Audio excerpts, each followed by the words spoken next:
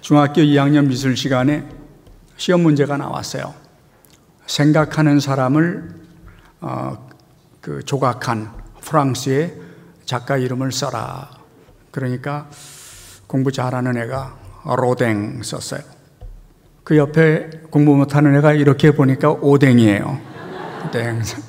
그 뒤에 공부 더 못하는 놈이 이렇게 보니까 오뎅이에요. 자기는 원어로 쓴다고 덴푸라 이렇게 썼어요.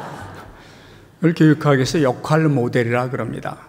내가 누구를 본받으려고 하느냐에 따라 결국에 그 사람과 비슷하게 된다. 우리에게는 나다나엘 홀돈의 큰바위 얼굴로 잘 알려져 있는 스토리죠. 저는 성경을 읽을 때 선교사로서는 사도 바울을 좋아합니다.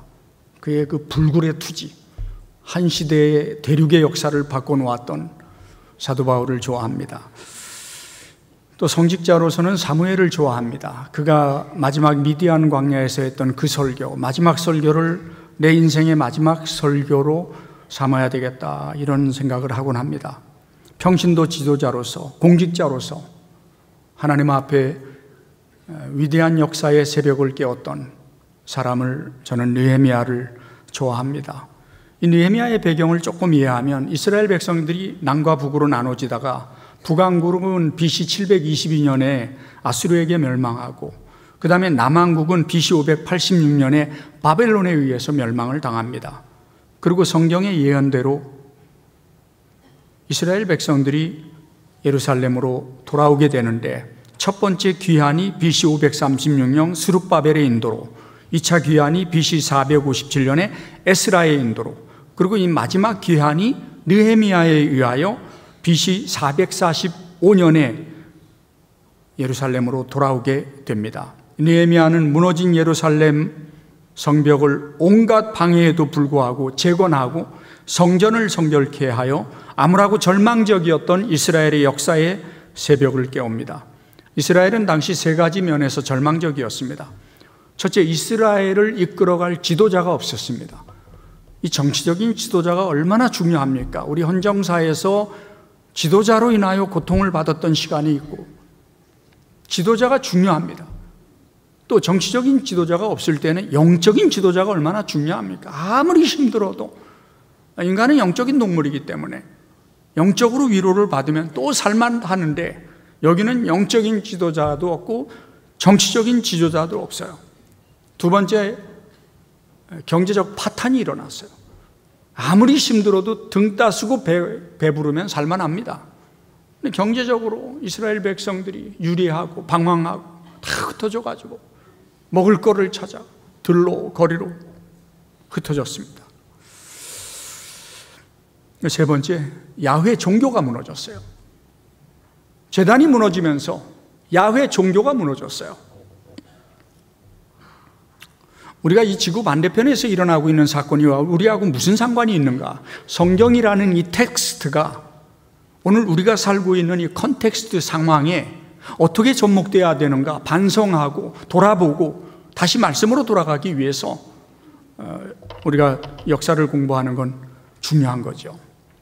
느헤미야가 이스라엘이 황폐한 상황이 되었을 때 개혁의 깃발을 듭니다. 이 느헤미야의 개혁의 성공 비결은 첫 번째, 기도로 시작하고 기도로 진행하고 기도로 마칩니다.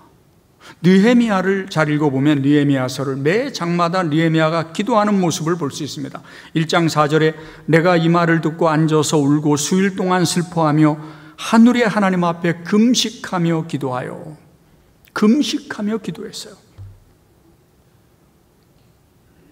우리가 울며 기도했던 때가 언제였습니까? 생각나십니까? 혹시 금식하며 기도했던 때가 언제였습니까? 느헤미야가 울며 금식하며 하나님 앞에 기도합니다. 2장 4절에 왕이 내게 이르되 그러면 내가 무엇을 원하느냐 하기로 내가 곧 하나님께 묵도하고 기도합니다. 4장 4절에 우리 하나님이여 들으시옵소서. 5장 19절에 내 하나님이여 내가 이 백성을 위하여 행한 모든 일을 생각하시고 내게 은혜를 베푸소서. 6장 4절에 내 하나님이여 도비앗과 산발락과 여선지 노야다와 그 남은 선지자들 물은 나를 두렵게 하고자 한 자들의 소위를 기억하옵소서. 느헤미야는 기도로 시작하고 기도로 진행하고 기도로 끝냅니다. 느헤미야라는 말의 히브리 언어가 하나님의 위로를 받은 자라는 뜻입니다. 여러분, 돈이 우리를 위로해 주지 않습니다. 쇼펜하우가 뭐라 그랬냐면, 돈은 바닷물과 같아서 마시면 마실수록 짜다. 행복하려면 만족이 있어야 되는데 왜 현대인들이 행복하지 못하냐면 만족을 모르기 때문에 그렇습니다. 만족을 해야 행복하는데 만족을 못해요. 욕심이 얼마나 많은지 만족할 수 없어. 모든 인간은 다 똑같아요. 그래서 돈이 우리를 위로해 줄 수 없다는 거예요. 사람이 우리를 위로해 주지 않아요. 하나님의 불쌍히 여기심, 하나님의 위로가 아니면 하루도 살 수 없는 존재가 이 티끌만도 못한 인생입니다. 느헤미야는 하나님께 위로받는 자. 그 하나님 앞에 울며 기도하고 슬퍼하며 기도하고 자신을 보고 나여 화로 다 망하게 되었도다. 제단의 숯불로 나를 지져달라고 기도했습니다. 금식하며 기도했어요. 간절히 기도했어요. 밥 세 끼 먹고 살면서 왜 사는지 모르면 그 기독교인 아니에요. 마음을 쏟고 정성을 쏟고 필사적으로 기도했어요. 아모스 5장 6절에 너희가 나를 찾으라 그리하면 살리라. 베델을 찾지 말며 길갈로 들어가지 말며 브엘세바로도 나아가지 말라. 기도하는 사람에게 하나님은 구체적으로 말씀하세요. 설교를 통해서, 사람을 통해서, 말씀을 통해서 구체적으로 인도하세요. 기도는 자기 소원을 비는 게 아니에요. 자기를 통해서 하나님의 뜻이 이루도록 자기를 비우는 거예요. 기도는 해달라고 구걸하는 거 아니에요. 하겠다고 선언하는 거예요. 기도는 없는 거 가지고 불평하는 거 아니에요. 있는 거 감사하는 거예요. 느헤미야는 하나님 앞에 기도합니다. 기도하고 끝난 거 아니고요. 확신을 가지고 나아갑니다. 준비합니다. 행동합니다. 느헤미야가 자기를 사용해 달라고 기도합니다. 느헤미야 1장 11절에 주여 구하오니 귀를 기울이사 종의 기도와 주의 이름을 경외하기를 기뻐하는 종들의 기도를 들으시고 오늘 종이 형통하여 이 사람들 앞에서 은혜를 잊게 하옵소서 하였나니 그때 내가 왕의 술관원이 되었느니라. 지금 느헤미야가 뭐라 그래요? 하나님 나 잘되게 해주세요. 내가 하나님의 영광을 위해서 살게요. 하나님 나 잘되게 해주세요. 주님의 뜻을 이루어 드릴게요. 하나님 나 잘되게 해주세요. 기도합니다. 담대하게 구해야 됩니다. 예수 믿는 사람이 두 가지 의식이 있어야 됩니다. 이 첫째가 선교의식입니다. 선교의식. 땅끝까지 이르러 복음을 전하라는, 가까운 사람부터 시작하여 선교의식을 가지고 The Great Commission, 주님의 지상명령에 대한 의식입니다. 두 번째가 역사의식입니다. 역사의식. 역사가 어디로 와서 어디로 흘러가는지 인식하고 자신의 역할을 분명히 알고 자신의 인생의 목적을 알고 살아가는 거, 이게 역사의식이에요. 우리 한국의 기독교인들은요, 어떻게 150년도 안 돼가지고 한국 사람들이 제일 많이 믿는 종교가 됐을까요? 이 역사의식이 있었기 때문이라고 저는 그렇게 봐요. 제가 19세기 미국의 백과사전을 찾아본 적이 있어요. 거기 코리아가 이렇게 나와요. 19세기, 불과 얼마 전이죠. 코리아는 중국의 속국으로 작은 왕국이며 깊은 산 숲속에서 호랑이와 곰들이 득실되고 사람들은 미개한 야만인이며 도전적인 데다가 해적과 같고 일부 다처가 일반화되어 있다. 또한 부패한 불교가 왕성한 종교적인 나라이다. 외국인의 출입이 허용되지 않는데 그 이유는 알려져 있지 않다. 물론 서양인의 시각이긴 합니다만 이런 암울한 상황에서 복음이 들어옵니다. 에비슨이라는 그 선교사가 있었어요. 그 사람이 이제 영국 사람인데 원래는 캐나다에 유학을 가가지고 유명한 외과 의사가 됩니다. 왜냐하면 캐나다의 수도 토론토의 시장의 주치의가 되니까 보통 실력 있는 사람이 아니죠. 이 사람이 언더운드의 설교를 듣고 감동을 받고 한국의 제중원의 4대 원장으로 들어옵니다. 당시 이 제중원은 국가에서 운영하는 거였기 때문에 오자마자 고종을 만나서 안련을 합니다. 근데 고종 얼굴이 퉁퉁 부어 있는 거예요. 그러니까 에비슨이 뭐라 그러냐면, 왕이요 혹시 모자를 새로 쓰셨습니까? 그랬더니 어떻게 하느냐? 내가 새로운 모자를 썼다. 그 모자를 벗고 예전 모자를 잠깐 쓰십시오. 그 모자에서 나오는 송진 때문에 얼굴이 붓는 겁니다. 제가 새로 만들어 드릴 테니까 그걸로 쓰십시오. 그랬더니 정말 얼굴이 빠진 거죠. 에비슨이 한국에 들어와 가지고 의사 일을 하는데 콜레라, 장티푸스로 막 죽잖아요. 온 마을이 집단으로 죽어버리니까, 콜레라 때문에. 왜냐하면 한 운물에서 먹으니까. 운물이 어디 있습니까? 개울가에 항상 있잖아요. 근데 개울에서 얼마나 빨래 빨고 그저 소대면 보고 이게 그대로 운물로 들어오니까 감염이 되면 온 마을이 다 몰살을 당해버리잖아요. 그러니까 왕에게 에비슨이 3가지 조언을 합니다. 왕이여, 전염병을 없애는 건 이 3가지입니다. 그럽니다. 첫째, 물을 끓여 먹도록 백성들에게 권면해야 됩니다. 물을 끓여 먹으면 균이 죽으니까 더 이상 전염병이 걸리지 않는 거죠. 그래서 물을 끓여 먹어라. 둘째, 날골로 먹지 마라. 날골로 먹지 마라. 그다음 3번째, 손을 깨끗이 씻어라. 항상 이 3가지 방을 붙여가지고, 당시 서울 인구가 20만 명이었는데 에비슨이 들어와서 단 한 명도 콜레라로 죽지 않습니다. 이게 이제 전국으로 퍼지게 된 거죠. 1884년부터 1984년까지 공식적으로 3,179명의 선교사가 한국 땅에 들어와서 헌신하고 희생하고 복음을 위해서 살았어요. 1922년까지 남장로 교단에서 호남 지방에서만 67명의 선교사가 죽었어요. 선교사 자녀들은 아프리카보다 2배나 더 많이 죽었습니다. 왜냐하면 한국의 전염병이 아프리카보다 더 심했어요. 면역이 없잖아요. 서양 사람들은. 우리 면역이 있잖아요. 면역이 없으니까 주사 맞으러 왔다 갔다 하려면 6개월 걸립니다. 그러니까 아무도 안 갑니다. 그러니까 선교사 자녀들이 많이 죽게 된 원인이었죠. 복음이 들어왔어요. 일본 사람들이 강화도 조약을 빌미로 해서 한국 땅에 들어오면서 제일 먼저 했던 게 민족 말살 정책을 씁니다. 그때 기독교인들이 일어나요. 독립협회가 만들어지는데 1896년에 회원수가 2,000명인데 1,500명이 기독교인입니다. 독립협회가 해산되고 주모자들이 감옥에서 3년 동안 옥중 생활을 하는데 벙크 선교사가 감옥에 가서 전도를 합니다. 그때 예수를 믿게 된 사람이 이상재, 이승만, 유성준, 김린 이런 사람들이 그때 감옥에서 예수를 믿게 된 겁니다. 제가 독립신문을 보았는데 1896년 9월 3일 날 목요일 신문에 이런 내용이 나옵니다.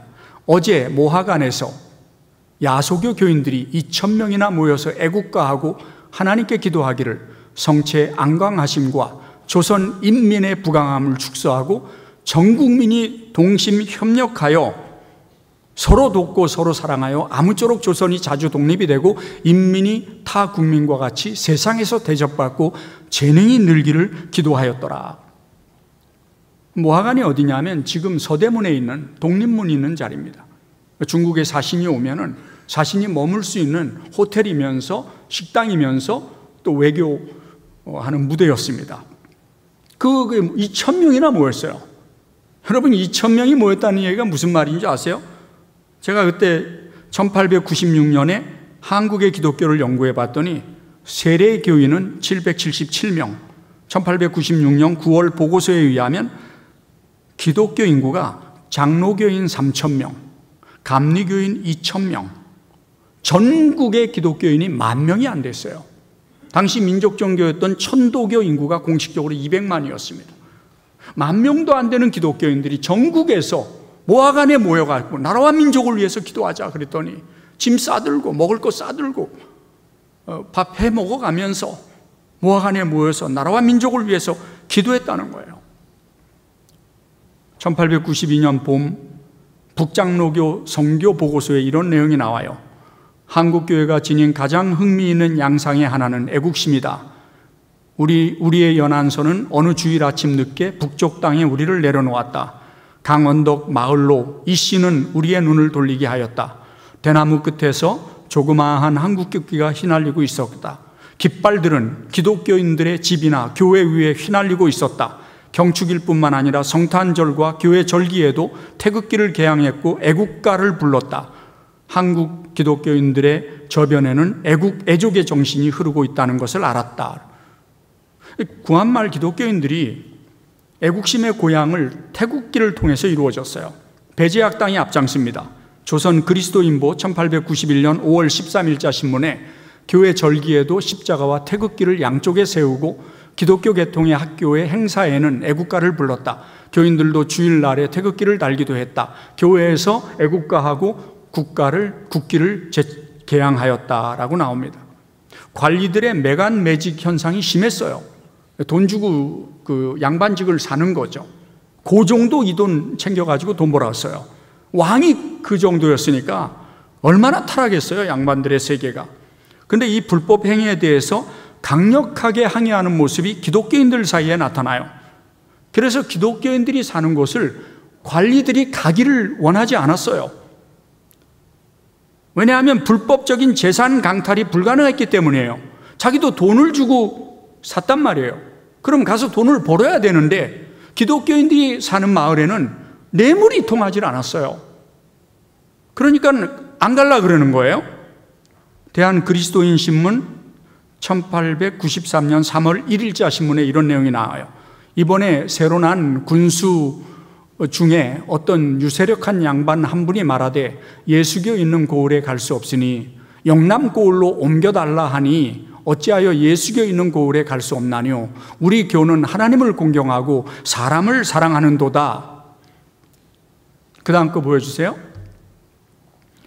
교를 참 믿는 사람은 어찌 추호나 그런 일을 행하며 관장의 영을 거역하리요. 그러나 관장이 만약에 무단히 백성의 재물을 뺏을 지경이면 그것을 용히 빼앗기지 아니할 터이니 그 양반이 갈 수 없다는 말이 이 까닭인 듯.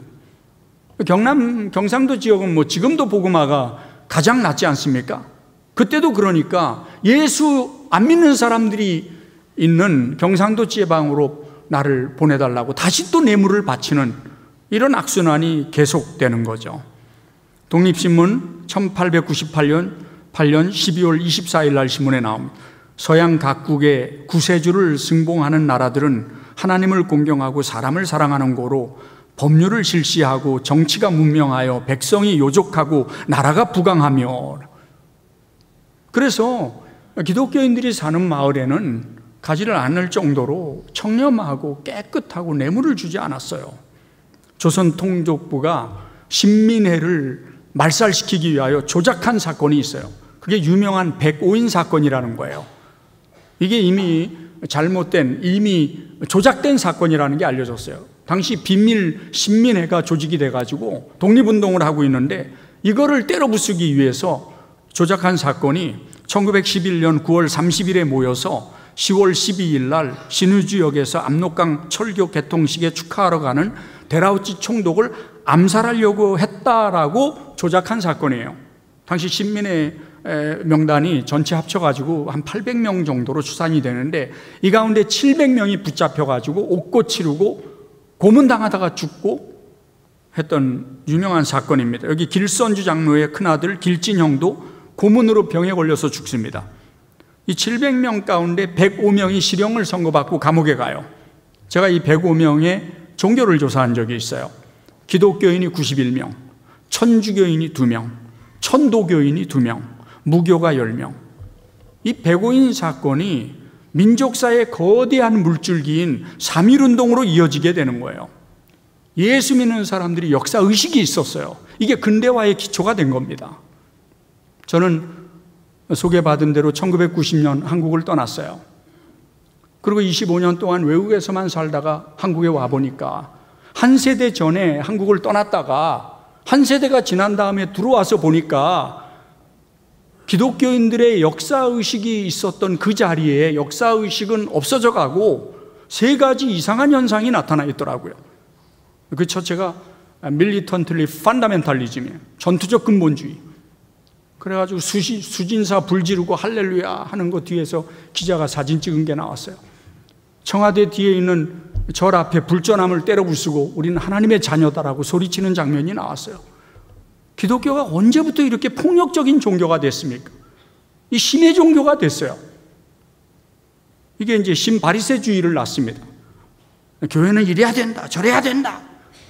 제가 한 번은 지방에 설교를 하러 갔는데 교회 입구에서 막 큰 소리가 나요. 왜 그런가 했더니 나이 드신 분이 노란 머리하고 온 그 청년에게 막 소리를 지르는 거예요. 어떻게 노란 머리를 하고 교회를 오느냐고. 거룩한 교회에 노란 머리하고 왔다고. 내가 가만히 봤더니 그분은 검은색으로 물들였어요. 뭐가 달라요? 문신했다고 막. 가만히 보니까 자기는 눈썹 문신했어. 두피 문신하고. 뭐가 달라요? 노란 머리고 한 번밖에 못하는 거거든요. 왜냐하면 비싸서 못해요. 한 번 해보는 거, 그걸 가지고 소리를 지르고 교회는 이래야 된다 저래야 된다고 외치는 이 신바리새주의가 여기서 나온 거예요. 두 번째, 신앙의 사사화. 여러분, 우리 신앙이라는 것은 예수 믿는 순간에 내 걸로 끝나는 게 아니에요. 공인이 되는 거예요. 하나님의 자녀가 되는 거잖아요. 나 하나 잘 먹고 잘 살다가 천국 가는 게 예수 믿는 게 아니라고요. 어떻게 1200명의 순교자가 나왔겠어요? 한국의 역사에 구한말 일제시대 한국전쟁까지 1200명이 죽었겠냐고. 신앙은 공적인 거예요. 마지막 여기서 파생된 게 뭐냐면 그 교회 내 성공지상주의. 1등하고 좋은 직위 가지면 그게 성공입니까? 성경이 말하는 성공은 하나님과 동행하는 거예요. 끝까지 하나님과 함께 하는 거. 그래서 나타나는 현상들을 말하는 거지. 이 본질적인 게 없이 드러나는 현상만 가지고 이게 민족주의, 민족의식, 역사의식의 부재에 나타난 사생아들이 아닌가. 제 눈에는 보이니까 옛날에 비해서 이것이 바뀌었구나 하는 거죠. 두 번째, 이 느헤미야는 자기 사명을 위해서 철저하게 준비했어요.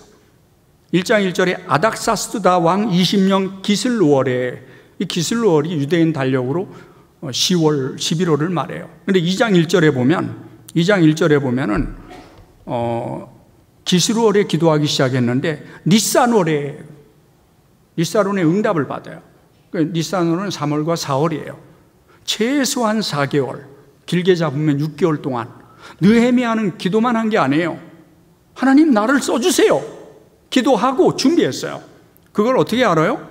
그걸 어떻게 하냐면 느헤미야에게 네가 무엇을 원하느냐 이렇게 얘기하니까 느헤미야가 줄줄이 나와요. 하나님, 왕이요, 조서를 내려서 예루살렘까지 가는 길에 누구를 없애주시고 왕의 군대를 먼저 보내서 준비를 시켜주시고 저 북쪽에 백향목을 갖다 놓고 이런 설명을 쫙 하는 거예요. 준비했기 때문에 가능한 거죠. 준비했기 때문에 가능해요. 역사는 준비하는 사람이 있어야 돼요. 준비하지 않는 사람이 역사 앞에 서서 얼마나 고통스러운 삶을 살았던 헌정사가 우리에게 있었습니까? 또 준비된 만큼만 쓰임받아야 돼요. 너무 욕심부리면 자기도 망하고 남도 죽여요. 느헤미야는 철저하게 준비했어요. 준비한 만큼 쓰임받았어요. 세 번째, 느헤미야는 자기 혼자 먹고 살기 출세하는데 아무 문제가 없어요. 공무원으로서 지금 뭐가 될까? 술 맡은 관원이 되었다 그래요. 술 맡은 관원. 이 술 맡은 관원이 뭔지 아시죠? 요셉이 감옥에 있을 때 요셉을 꺼내가지고 국무총리로 세운 사람이 바로 이 술 맡은 관원이었어요. 기억나십니까? 오해를 받아갖고 이 사람이 감옥에 끌려왔을 때 요셉이 꿈을 꿔가지고 그 꿈을 해석해줘서 그래가지고 나가게 된 거예요. 요셉이 꿈을 해석해줬어요.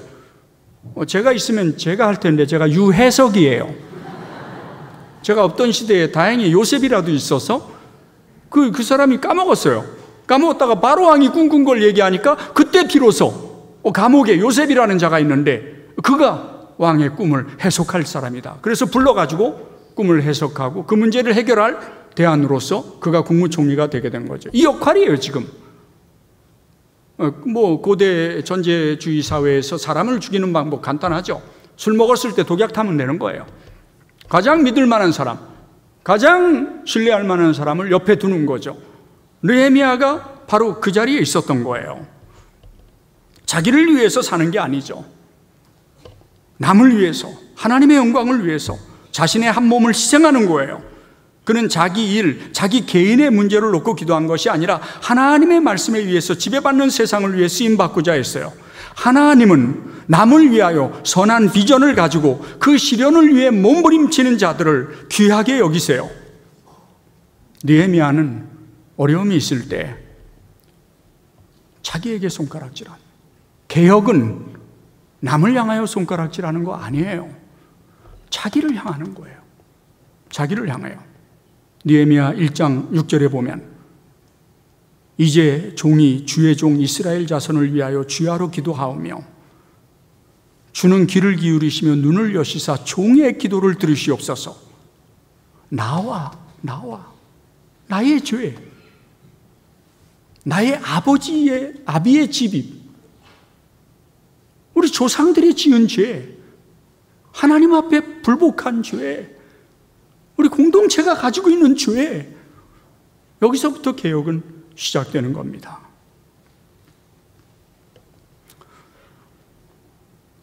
밥 세끼 먹고 살면서 세끼 밥 먹지 못하고 굶어 죽을까 봐 나를 벗어나지 못하는 그 이기심 때문에 아무 감동도 없고 은혜도 없고 변화도 없고, 내 생각, 내 의견, 내 경험이 그렇게 중요합니까? 느헤미야는 지금 조국을 위해서, 남을 위해서, 하나님의 영광을 위해서 기도하는 거예요. 그리고 자기가 쓰임받기를 원했어요. 베어드 선교사의 글에 이런 내용이 나와요. 내가 조선의 전도함은 영혼을 천당으로 구원하기 위하여서만 아니라 금세에서 민족적 구원을 성취하기 위한 것이다. 느헤미야가 개인적으로 느헤미야 자신을 돌아보면, 느헤미야는 저렇게 쓰임을 받을 수 있을까? 개인적인 삶의 ABC를 묵상해 봤어요. 예수 믿는 사람의 살아가야 될 방법론을 느헤미야가 제시해 주고 있죠. A for attitude, 태도입니다. 태도. 참 이 태도가 좋았어요. 느헤미야는 태도는 지능보다 성취와 성공에 더 큰 영향을 미쳐요. 긍정적인 시각으로 세상을 보세요. 오늘의 고난을 넘어 내일의 밝고 찬란한 세계를 보세요. 어두운 구름을 뚫고 올라가면 찬란한 태양이 비쳐요. 어디나. 느헤미야가 지금 강대국 공무원으로서 왕의 앞에 서 있습니다. 인정받는 사람이었어요. 없어서는 안 되는 사람이었어요. 그걸 뭘로 알 수 있어요? 왕후도 그 옆에 있더라. 뭐라고 질문하는지 아세요? 지금 가면 언제 올 거냐? 언제 올 거냐? 여러분, 좀 이렇게 없어도 되는 사람은요, 너 언제 가냐? 그럽니다. 근데 여기 뭐라, 언제 올 거냐?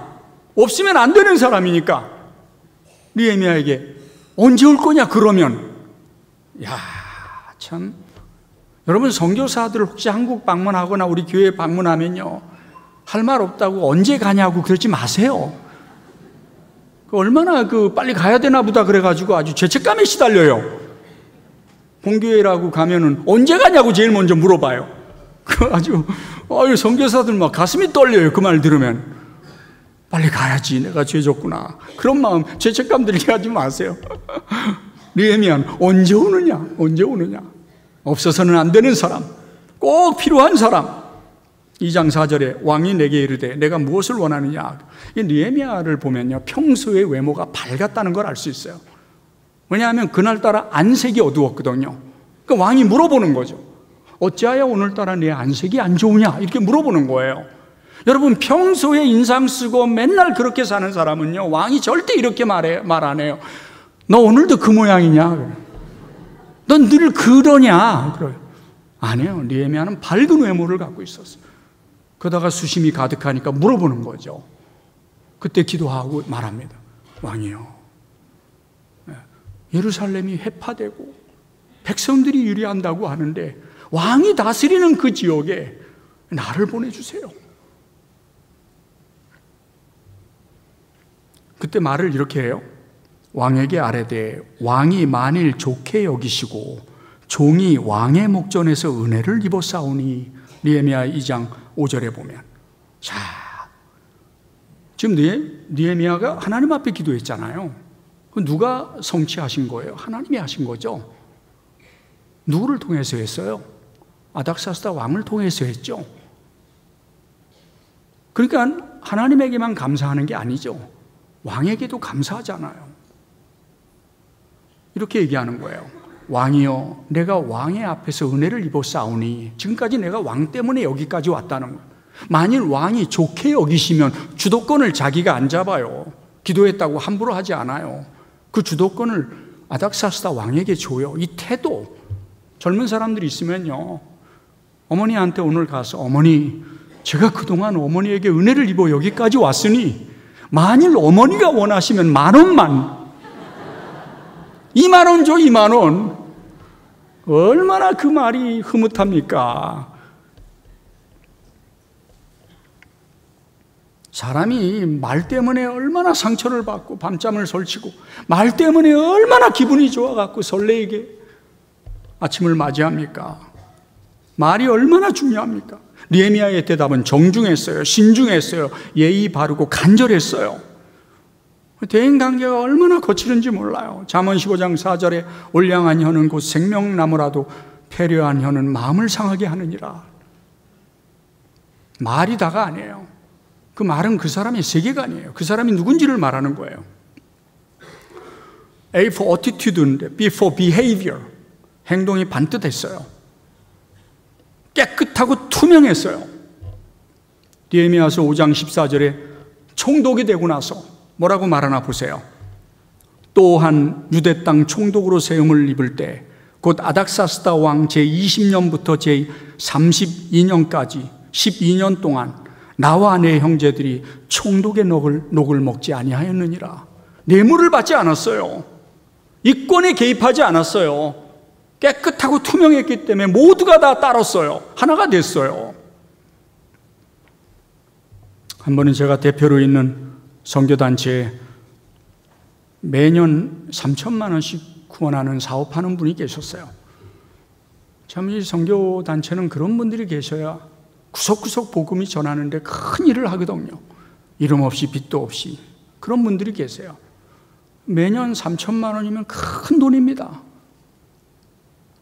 근데 어느 날 그 재정 담당 간사가 제 문 앞에서 머뭇머뭇해요. 그 눈빛 보면 알잖아요. 들어오라고. 할 얘기 있으면 좀 하라고 그랬더니, 대표님, 3,000만 원 후원하시던 분이 1,500만 원을 후원하고 3,000만 원짜리 영수증을 써달라 그래요. 너무 고민이 돼서 잠이 안 와요. 그냥 놔두라고. 내가 알아서 할 테니까 써주지 말고 그냥 놔두라고. 내가 알아서 할게. 그 다음날 그분을 찾아갔어요. 장로님, 정말 죄송합니다. 얼마나 어려우시겠으면 그랬겠습니다만 어떻게 3,000만 원짜리 영수증을 1,500만 원을 내고 끊어달라고 합니까? 선교단체는 거짓말하면 안 되지 않습니까? 장로님이 그러시면 안 되죠. 내가 이렇게 큰 소리로 말하려다 말았어요.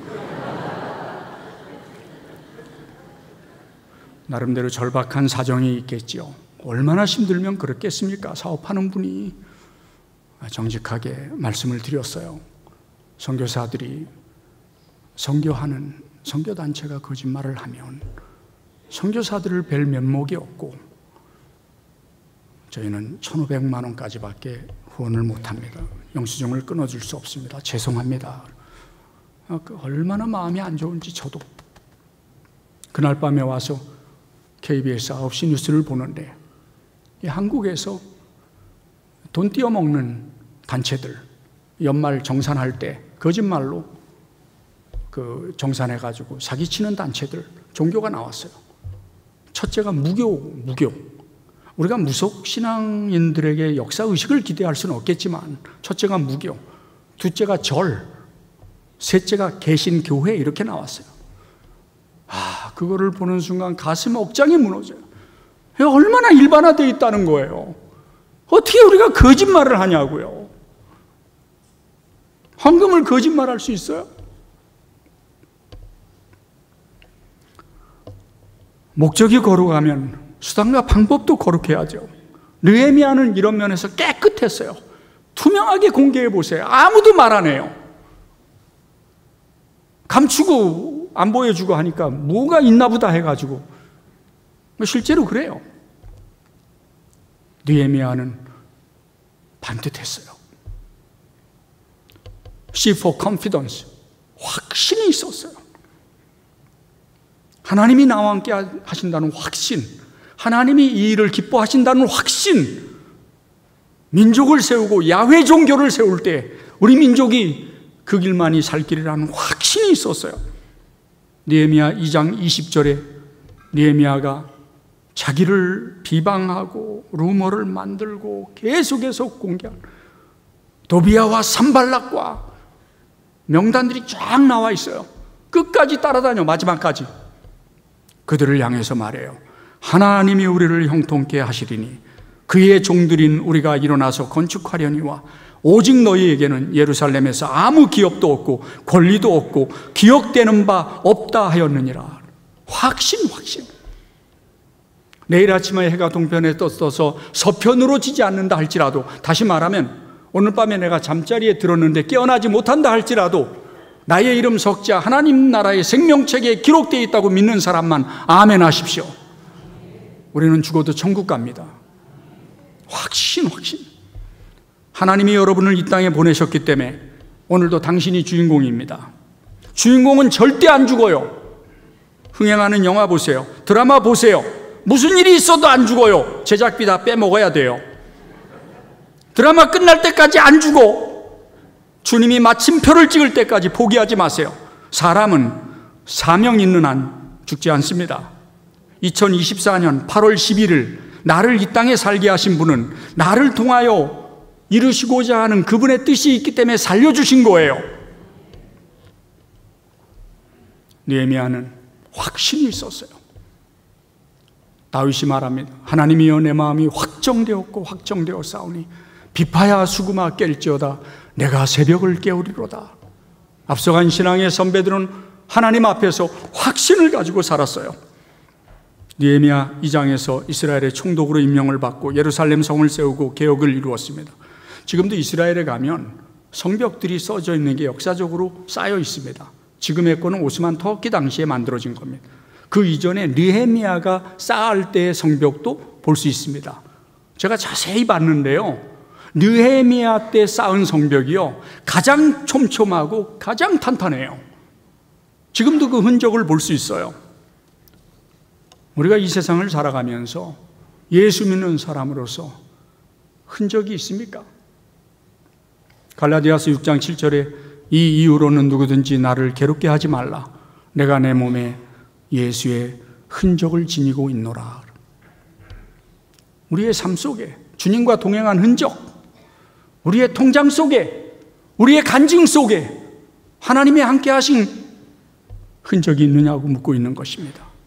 스티그마. 노예를 살 때 등허리에다 찍는 도장, 이게 스티그마입니다. 너는 내 노예야. 소유권이 나한테 있어. 제가 2001년에 영국 국회에서 설교를 하러 오라 그래서 갔습니다. 국가조찬기도 했는데 고든 브라운이 초청장을 보냈어요. 그때 그분이 재무부 장관이에요. 수요일 날 아침에 초찬기도회를 하는데 그 전날 7시까지 오라 그래서 국회의사당 앞에 갔더니 고든 브라운의 아버지가 장로교 목사님이에요. 저를 맞이해서 하원의장실에서 저녁 만찬을 먹고 그 다음날 국회에 갔더니 700명이 모여 있었어요. 웨스트민스터 홀, 엘리자베스 여왕 돌아가실 때 장례식 했던 곳이죠. 국회의원들 600명하고 그 다음에 교회 지도자들 100명하고 해서 제가 설교를 하다가 이렇게 끝냈어요. What was the tragedy of the British Church? 영국 교회 비극이 뭐냐? 한국 땅에 최초의 순교자를 파송했고 한국어로 된 성경을 제일 먼저 만들어 주었던 이 영국이 어쩌자고 이 모양이 되느냐? 설교 끝나고 나니까 하원의장이 나오시더니 오늘은 우리 국회 역사상 처음으로 한국 목사님이 설교를 했습니다. 그래서 오늘은 특별히 코리안 스타일로 기도하겠습니다. 그러더라고요. 나 이게 뭔 말인가 그래서 눈 떴어요. 눈 뜨고 이렇게 봤어요. 그랬더니 Let's pray 코리안 스타일, 그러니까 다 자리에서 일어나서 두 손 들고 통성기도 하더라고요. 이 통성기도가 코리안 스타일 프레이로 전 세계에 수출되는 거예요. 토니 블레어가 앞에 있었는데 감리교 신자입니다. 얼마나 울면서 기도하는지. 남의 나라 얘기하려는 게 아니에요. 여러분, 한국 교회의 비극이 뭔지 아세요? 한국 사회의 비극이 뭔지 아세요? 용서하고 들으십시오. 정치적인 얘기 아니니까. 세월호 사건이 일어나는 날 제가 설교하는 영국교회 수석장로에게 전화가 왔어요. 파스터 유, 지금 빨리 텔레비를 켜라고. 당신네 나라 큰일 났다고. 뭐 새벽에 그런 전화가 올 수 없는데 전화가 와서 내려가서 텔레비를 켰더니 세월호가 뒤집혀 있었어요. 그때 BBC 리포터가 백목항에 도착했어요. 생방송으로 뭐라 그러냐면 나는 3가지를 이해할 수 없다. 첫째, 왜 아무도 구조하는 사람이 없냐? 둘째, 선장은 제일 먼저 도망 나왔다. 서양에서는 선장은 맨 마지막에 나오고 누구라도 죽으면 선장은 같이 죽습니다. 그 배와 함께. 비행기도 그렇습니다. 근데 한국 선장은 제일 먼저 변장하고 나왔어요. 셋째, 여러분 혹시 기억나십니까? 왜 구명벌이 하나밖에 없냐 그랬어요. 뉴스 때 이렇게 보시면 알겠지만 세월호가 뒤집혀져 있을 때 구명보트가 하나만 떠다녔어요. 이 배에는 자연과 우연의 14개의 구명벌이 있어요. 이 구명벌이 뭐냐 하면 배가 이렇게 기울이면 자동으로 퍽 터지는 거예요. 그래서 구명보트가 돼서 하나당 24명이 탈 수 있어요. 그래서 BBC 리포터가 선원 살아남은 사람한테 질문을 했어요. 왜 구명벌이 하나밖에 안 떠다니냐 그랬더니 이 한국 선원이 한 말이에요. 통역을 붙여가지고 이 배는 인천에서 제주도까지 가는 유람선인데 제주도에 가면 해수욕장이 많대요. 그래가지고 해수욕장에서 놀기 위하여 사람들이 구명벌을 훔쳐가서 구명보트를 훔쳐가니까 훔쳐가지 못하게 노끈으로 묶어놔서 구명벌이 터지지 않았다고 그랬습니다. 자기 하나 놀겠다고, 자기 하나 재밌겠다고 결정적인 순간에 24명의 생명과 맞바꿀 수 있는 구명보트를 훔쳐가는 거예요.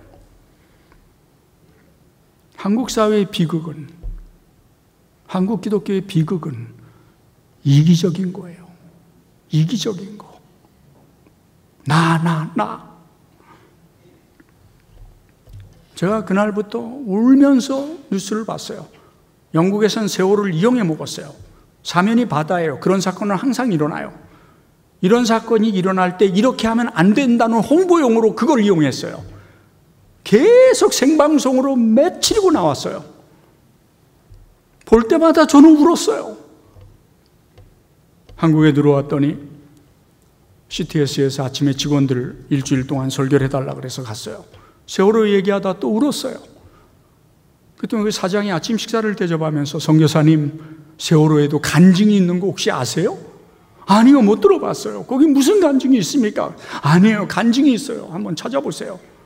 그래서 신문들을 다 사가지고 찾아봐서 깜짝 놀랐어요. 세월호에서 살아남은 사람들이 청와대에다가 청원서를 올렸어요. 우리를 위해서 죽은 5사람을 의인으로 지정해달라. 아마 정부가 의인으로 지정하면 최저생활비가 나오고 자녀들이 대학에 가면 뭐 학비가 좀 이렇게 장학금이 나오나 봐요.